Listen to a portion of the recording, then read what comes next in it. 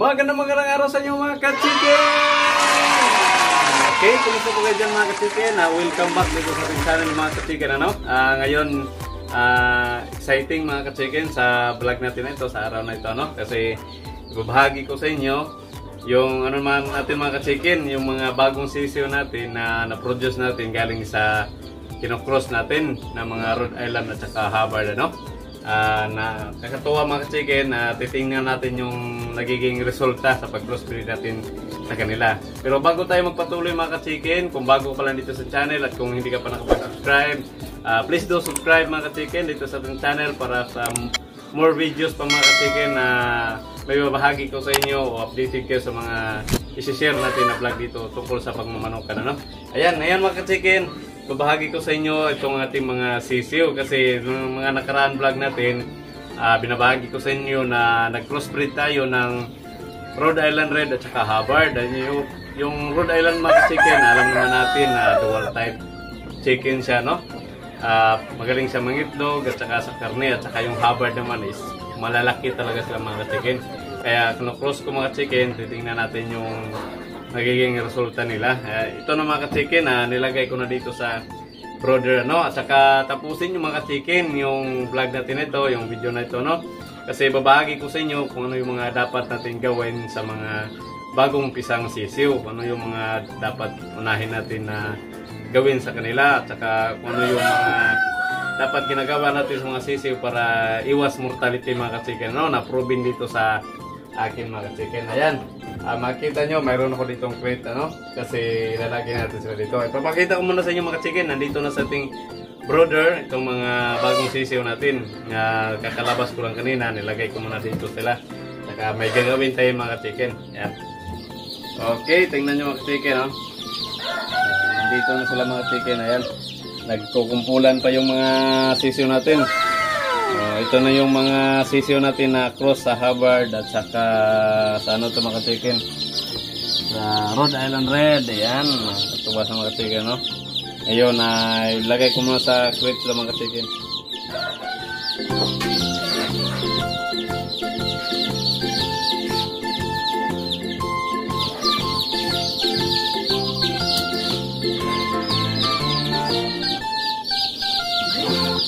Lalagay ko muna sila dito mga ka-chicken kasi may gagawin ako ngayon sa kanila mga ka-chicken bago natin talaga na yung mga bago natin gawin sa mga bagong pisang sisiyo, ito sa mga ka-chicken. Tingnan nyo naman mga ka-chicken, yung resulta ng ating cross na Hubbard at saka Rhode Island Red, sisiyo pa lang, day old mga ka-chicken. Malaki na mga ka-chicken, nakakatawa na. Yan, kulay ng Rhode Island at saka yung size niya pang Hubbard, Yan, tingnan yung mga chicken. Ayos na ayos,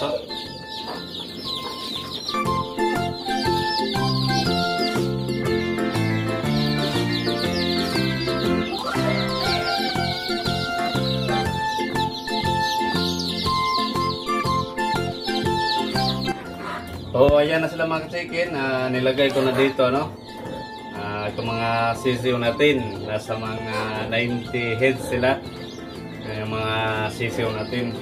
Ngayon, gagawin natin mga ka-chicken ay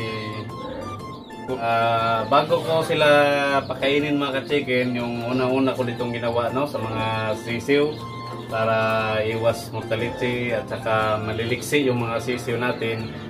Proven talaga mga chicken dahil ito yung ginagawa ko dito sa mga sisiw ko. Yung una mga chicken, bago ko sila pakainin, ay pinapainom ko muna sila mga chicken pinapainom ko sila nitong dextrose powder at saka may halong selectrogen. May ano, yung hinalo ko dito mga ka-chicken sa ganito kadami, nasa mga kalahating litro mga ka-chicken, ano.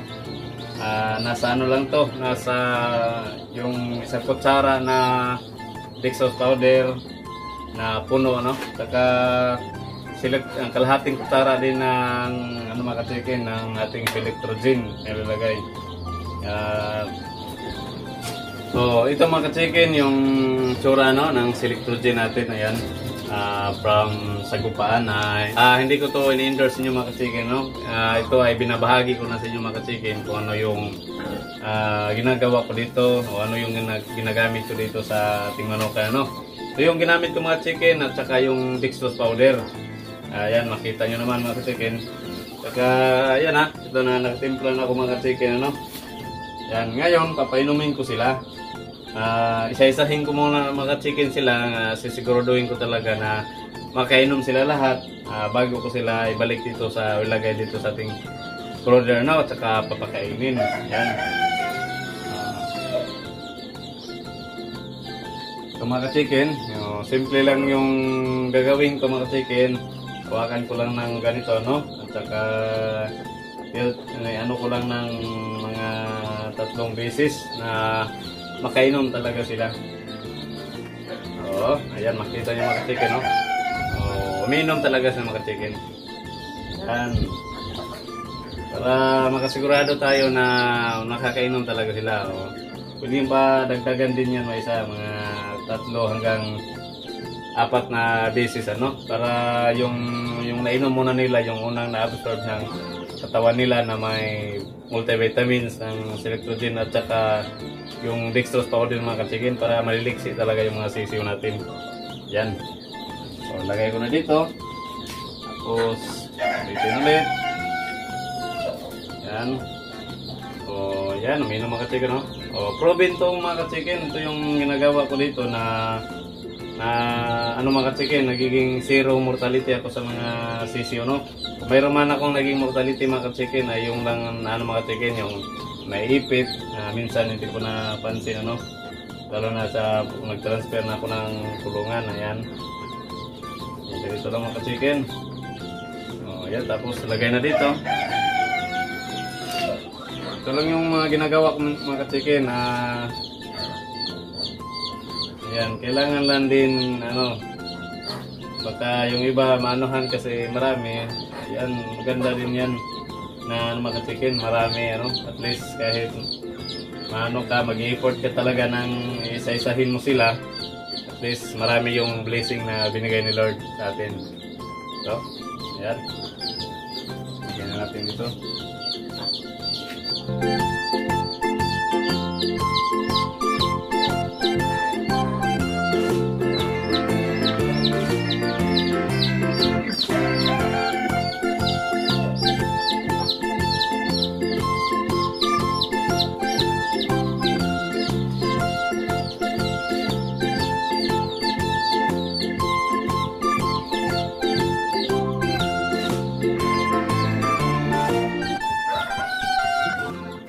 Ayan mga ka-chicken, tapos na natin silang napainom lahat, ano, ang ating tubig na may selectrogen at saka dextrose powder.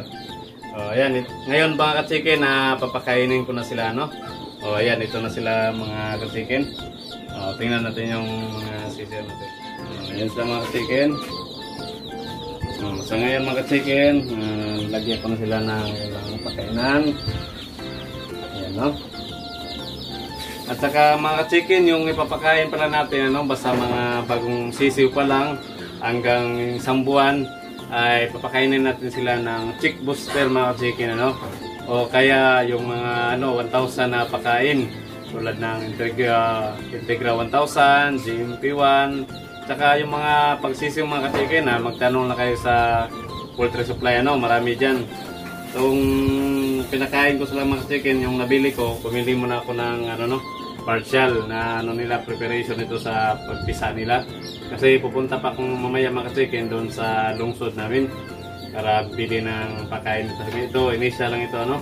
Ito ay Integra 1000 mga chicken. Papakainin natin sila mga chicken.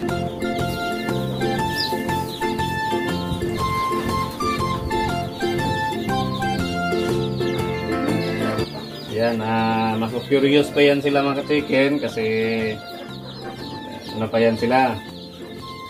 Try pa nila niyan na malaman nila na pagkain pala ito, no? Yan, mag-observe pa yan sila. Silang yan, ano? Yan, simula pa sa mga bagong sisiw. Kaya lagyan na natin ng pagkain. Pag malaman na nila na pagkain pala ito, ay sigurado tatambak na dyan. Yan. Basta ito sila mga chicken, no? Kaya iba na sa tulog. Try kayo dyan. Ayan pa. Nahiya pa sila mga chicken. Nagkahiyaan pa, nagkahiyaan. Pero mamaya-maya mga chicken, kakain na yan sila. Nagkahiyaan pa kasi. Yan, o. Ay, ilagay natin dyan. Ayan. Pero mamaya, mag-observe na yan sila mga chicken. Pag malaman nila ang pagkain yan, pag matikman nila, ay sigurado kain na yan. Saka yung tubig natin mga chicken, ilagay na din natin, ano, dito sa gilid nila. Yan. Yung painuman nila. Yung ginamit natin mga chicken, yun yung ilagay natin. Kung inom sila, may mainom sila dyan. Ayan, may kumakain ng mga chicken, no, ng mga ilan-ilan. Kasi nalaman na nila na pagkain yan. Saka yung iba, gagaya din yan. Ngayon, nagkukumpulan pa yan mga chicken kasi nakabukas yung brother natin. Saka tumalapit sila sa ilaw. Pero mamaya pag naka-close to, nagkakalat yan sila mga chicken kasi mainit naman sa loob. Yan, kung na-observe natin mga chicken, unti-unti nang kumakain, ano, ay kunti-kunti nang nakakalam na pagkain pala yan. Ayan sila. Lagyan na natin ng tubig dito. Ayan na, may kumakain na, oh. At yung iba, gagaya na din yan mga chicken. Unti-unti na sila nakakain. Nakatuwa talaga mga chicken pag mga bagong pisang sisiw pa, no? Kasi ano talaga mga chicken sila, bang cute sila tingnan. Nakatuwa yung mga itsura nila. At saka dito na yung mga chicken, kung makita nyo mga chicken, may nakasiparate ako dito na ano lang to mga chicken, baliwalo. Nakasiparate to mga chicken kasi mag-observe ako dito sa kanila mga chicken, no? Ito dito mga chicken, ito yung mga sisiw na galing doon sa mga Hubbard natin na inahin, saka yung rooster na ano, yung Rhode Island Red. Ito yung mga naging sisiw nila. At dyan mga chicken, sa marami na yun na mga sisiw, yan yung sa mga Rhode Island Red natin, na yung rooster naman na ginamit natin sa pag-breed ay yung Hubbard.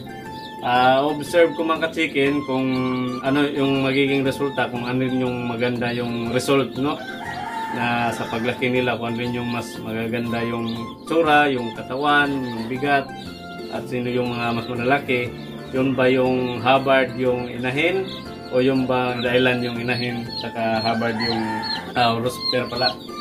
Saka ngayon i-observe ko ito mga chicken, ito lang yung nagiging sisiw, ano. Tingnan natin.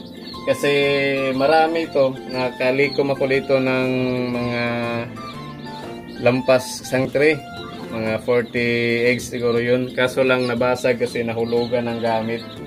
Kaya konti lang yung na-incubate ko na salang ko, kaya konti lang din yung nagisip. Pero siniperate ko muna para ma-observe natin mga ka-chicken, ano? Kaya subaybayan nyo talaga mga ka-chicken yung channel natin kasi para may makuha din kayong idea mga chicken, no, sa pag-alaga ng mga manok. So mga hindi po nakapag-subscribe dyan, ay subscribe nyo na mga chicken yung ating channel, at saka i-gawin yung ano mga chicken, i-click nyo yung bell button para notified kayo, ano, sa mga lahat talaga. Kayo yung magiging priority na notified kung mag-upload tayo ng mga videos o vlog. Yan, papakainin ko din ito mga chicken sa ngayon.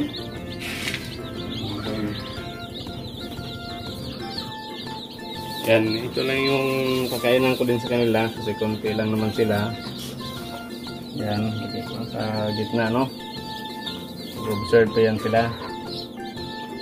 Hindi ko lang muna saro damihan mga ka-chicken kasi nagano pa yan sila, nangingilala pa sa pagkain.